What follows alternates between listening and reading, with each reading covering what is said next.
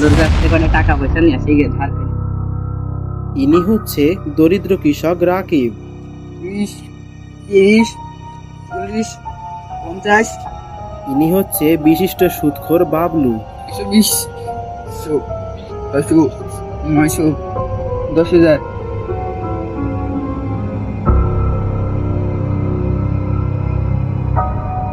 ও বাবলু ভাই, বাবলু ভাই, ও বাবলু ভাই। কিরা বাবু, কি হয়েছে তোমার, কি চাই? টাকা পয়সা নিতে এলাম, বাড়ি বাজার ঘাট নেই তো, বলছি কি বাবু, আমার কাছ থেকে টাকা তো নেওয়া যায়, কিন্তু টাকা নেওয়ার সিস্টেম তো জানো? হ্যাঁ বাবলু ভাই, আমি জানি টাকা পয়সা সিস্টেম। দিন প্রতি কিন্তু 100 টাকা করে দেয়া লাগবে। ঠিক আছে বাবলু ভাই, তাহলে টাকা দেওয়া দিন কয়টা? এই নাও 3,000। আচ্ছা আবার আসেন, আবার নিতে আসেন।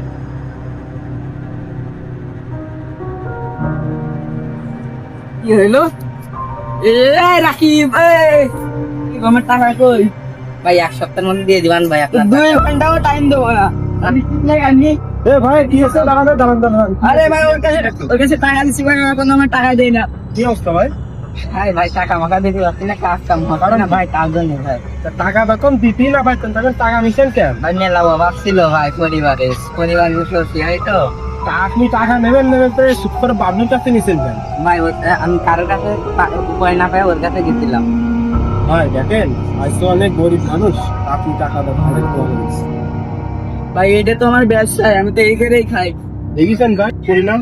হ্যাঁ ভাই, মহান আল্লাহ তাআলা পবিত্র কোরআনেও পেয়েছে যে তোমরা কোন, আপনি যদি আজকে সুদ দেন না নিতেন, আপনার এই বাবলু ভাইয়ের কাছে আপনার জরিমানা খাওয়া নাই। এই আপনি একটা পরে কখন 10,000 টাকা। 10,000 টাকা এই নেন না, তাহলে আর কোনোদিন যেন সুদ নেবেন না, ঠিক আছে? আচ্ছা ভাই, ঠিক আছে।